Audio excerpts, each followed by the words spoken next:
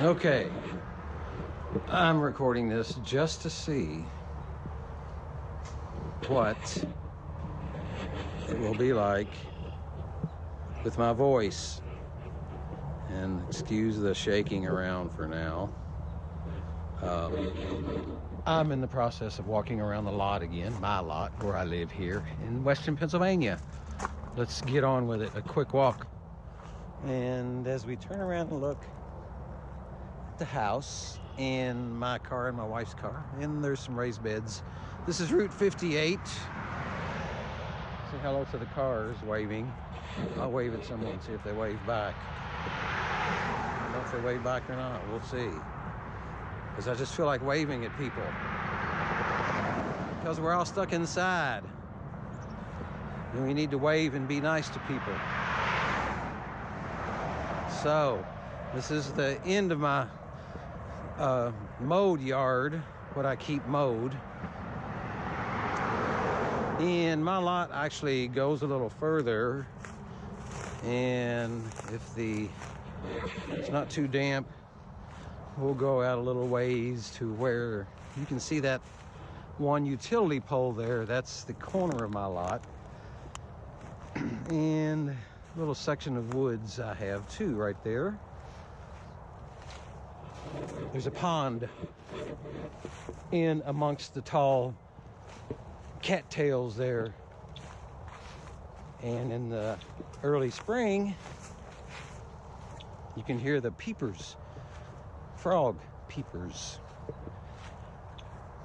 And I heard it's the males that do all the peeping, trying to get the attention of course, the female peeper frogs. But I would like to maybe, I don't know, I've said this for 30 years we've been living here. I would like to get that cleaned out. It would be nice. But I never do get around to it, of course. Oh well, quick tour of the raised bed garden here. We have some daffodils up. And I put 1, 2, 3, 4, 5 wooden raised beds in.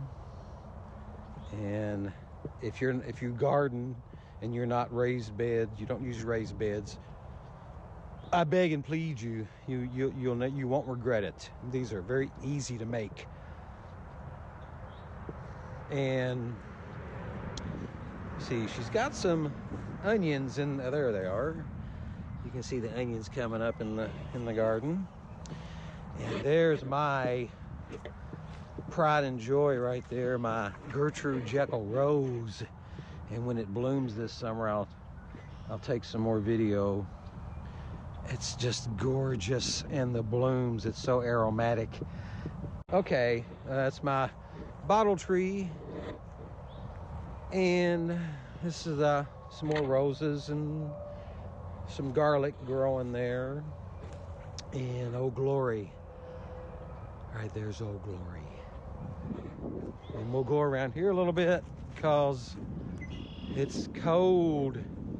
And I'll turn it around on me because I do need to get used to being on camera, even though I don't like it. But because I don't like, I'm so used to being on the other side of the lens.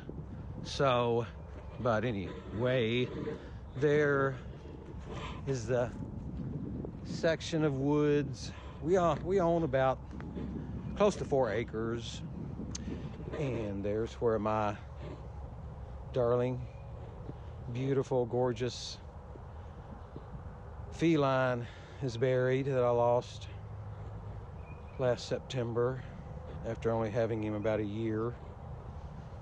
If you follow me on Instagram, you'll see plenty of posts, and I think I might throw a picture of him up when I get this video edited. But the air is so chilly, the wind has picked up a little bit, and the older I get, the more the wind bothers me. And this is just an old, I don't know what kind of tree it is, but it fills out really nice in the summer. And I need to do some cleaning up around here, as you can see. My father-in-law helped me nail that shed together, and there's some sunflowers made out of tire planter cutouts. And over here is a little bit more of my, I like to say it's mine, but it's really not mine. It's the Earth's, it's Mother Nature's woods. And there's some pretty tall trees. I got my Holy Stone drone stuck in the top of one of those taller trees. But I did get it out. I actually shot it out with my .22 rifle, and it only took me like 3 shots. Came right down, didn't hurt it. But I sold the drone to my brother. He crashed it. Well, he didn't crash it. It started going wonky on him and took off on its own, flew off, crashed, and he couldn't find it. And that was an issue with the Holy Stone drone, that particular model. And I've heard it's an issue with some other models. But I have the Mavic Mini, and you'll notice in some of my videos that I'm actually flying it around my yard. I'm still a rookie drone pilot, but I'm getting there. I love flying that thing. This is one of my favorite trees. It's an oak tree. It's a red oak. It's not a white oak. Not leafing out yet, but I climbed it one year all the way up, probably almost to the top, as far as I could get. And I was proud of myself. I was about 58 or so, I think, when I climbed that thing. I would love to do it again. I wouldn't have no qualms about getting up there now. At the ripe old age of 63 3/4. Some old apple trees right here that have seen better days. And there's fence line there. That's maybe able to see that fence line. It's my property line. And over here there used to be a swimming pool, and I took it down several years ago after my kids grew up. Nobody ever used it again, so I took it down and set it out front, and it sold within a day.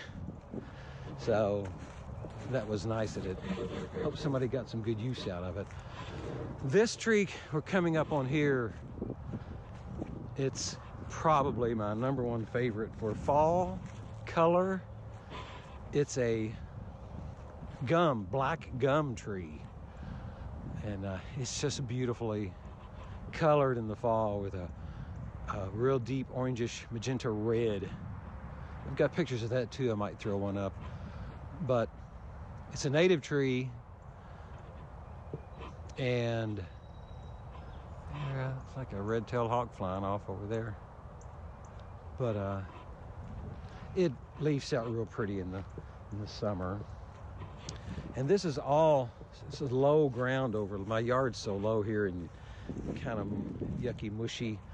I don't like walking over there with these shoes on. That evergreen there is a beautiful evergreen.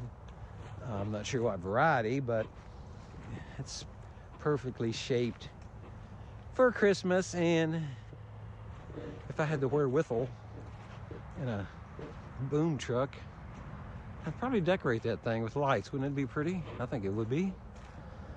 This is a maple tree right there, and that used to be that house there used to be inhabited by an old gentleman who kind of went senile, and he had to be put away. He eventually died, and nobody's living there now. And I've thought about trying to find out who owns that and maybe buying it myself, but I haven't yet.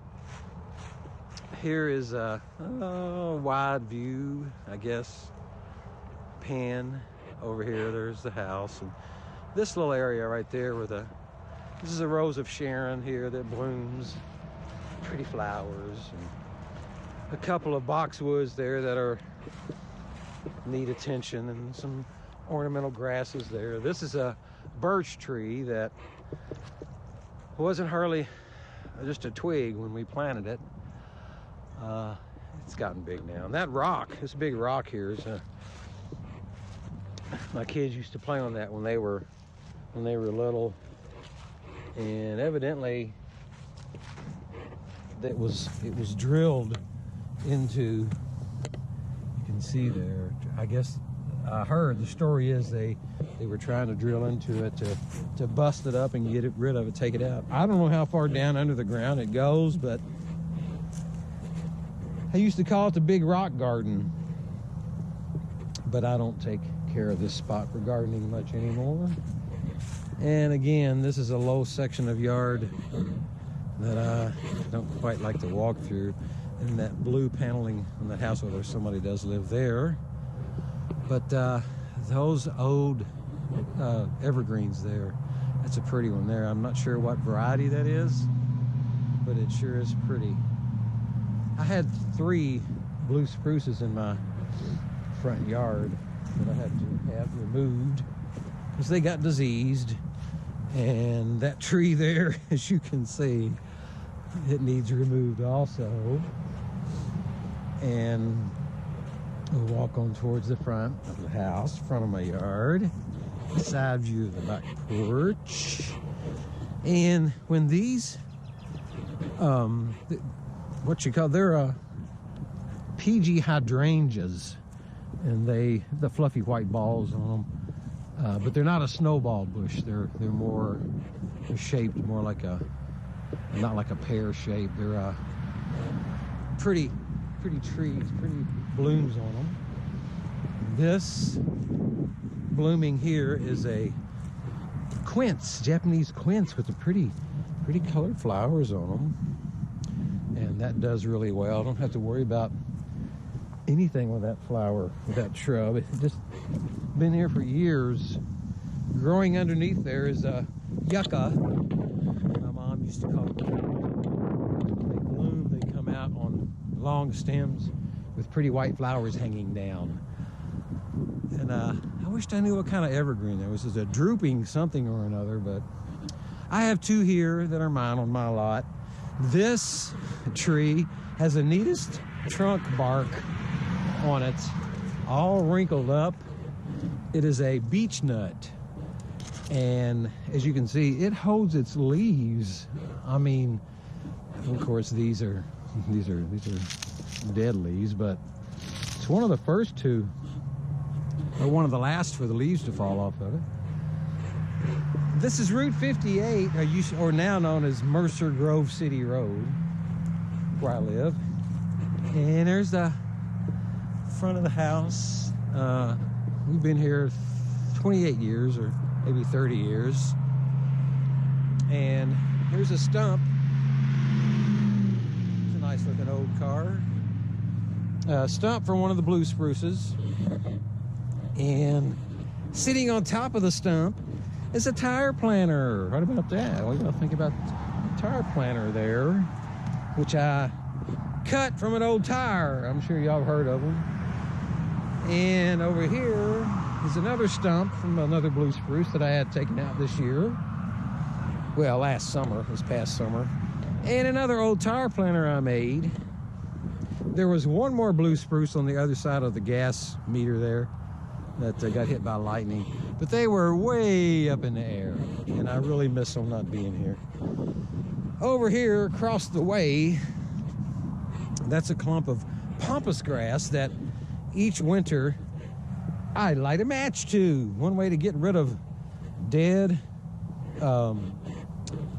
growth is, but you got to be careful. That thing really goes up, but it also helps it. The burnt material, the ash and stuff, really adds a supplemental nutrient to the ground, and it comes right back in the spring, summer, and fall. And we planted some daffodils there, and I wish there was a whole bunch more. But this is my pride and joy trees. I brought it up from Kentucky. It's a red bud, and it is starting to bud out. Now in Kentucky, they are already budding out, and you can see it's really neat how the buds come out on this. They come out on the branches of the tree.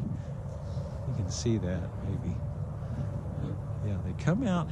It's little buds, little red buds on it. I guess that's why they call it a red bud, but it's from Kentucky. It wasn't about 2 feet, little old sapling when I brought it up here. planted it right there.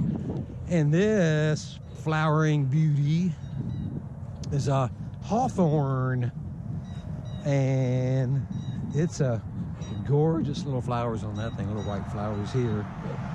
And I'll tell you, these little thorns on it will get you if you're not careful. Let's see if I can see one. It'll stick you. Let's see any kind of growing out right now. There's a little one that's coming up right there. But they'll grow out an inch or plastic one there. I guess they grow those for a purpose. So I wouldn't want to climb that tree. There's one right in between the two buds coming out. Thorn. And as a master gardener, a little quick note about thorns. A lot of times you'll hear people say, oh, that rose has a lot of thorns on it. Well, actually, a rose does not have thorns. It has prickles. They're known as prickles because the thorn is a part of the dermis of the tree, or the outer layer of the tree, outer skin layer of the tree. And a thorn you cannot break off real easy. See, I'm not even going to try to break that one off because it'll stick me. But a rose prickle, on the other hand, will snap right off. Go out to your garden and try it. Okay, I'm sure you'll find that what I'm telling you is true. Another thing, these are so cool, aren't they? Cattails. And I've heard that if you pull one up down there where the root ball is, they're kind of like carrots, but I haven't tried. I wouldn't know. I've tried eating a lot of stuff before from the garden, but that's supposed to be edible. And oh, blackberry stickers all over that thing. That's going to conclude my little tour, and I need to get rid of that tree. It's an evergreen, but it looks awful. Back before my son left, I would have had him help me cut that down, but he's gone now, married on his own, and I'm afraid to do that by myself with a chainsaw. I guess age might have something to do with that. This is well, I already told you earlier, my bottle tree, and a big shrub coming up. I forget the name of the shrub. My wife, if she was out there, she would tell you. There's some pretty hyacinth, a pretty pink hyacinth coming up there, and they smell so good. Oh, they just smell so good. Oh, can't you smell it? Ooh. And some hostas coming up right there, and so spring has sprung, and even though we're all kind of on hold, our plants and our gardens and our wildlife and nature's not on hold.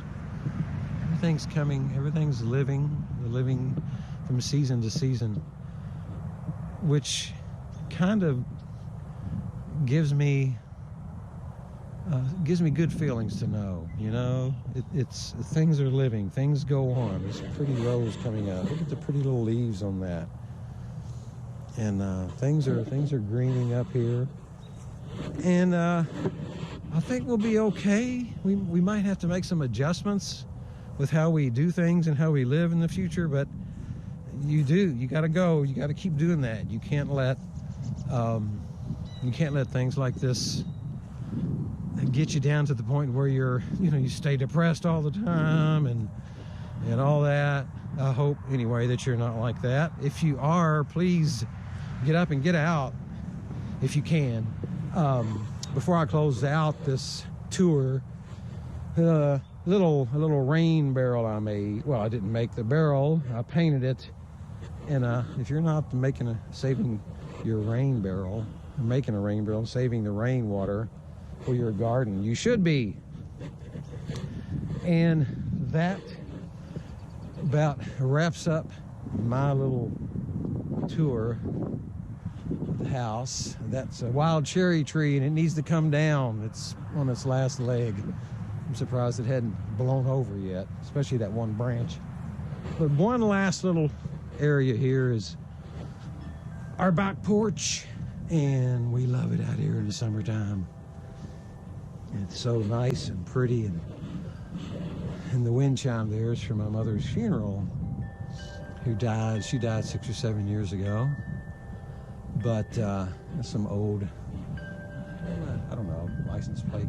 Not really a collector, but I keep them around. Like every now and then I'll throw one up. I have several more, but this is our getaway, one of our getaways out here on the back porch. And this is my wife's front flower bed with some, oh, look at the pretty growth on those roses. Some lavender there. Lavender growing, sage, and everything's so pretty. The new growth. Spring, my favorite time of year. It's also the season I was born in. We've got May coming up. April's half over.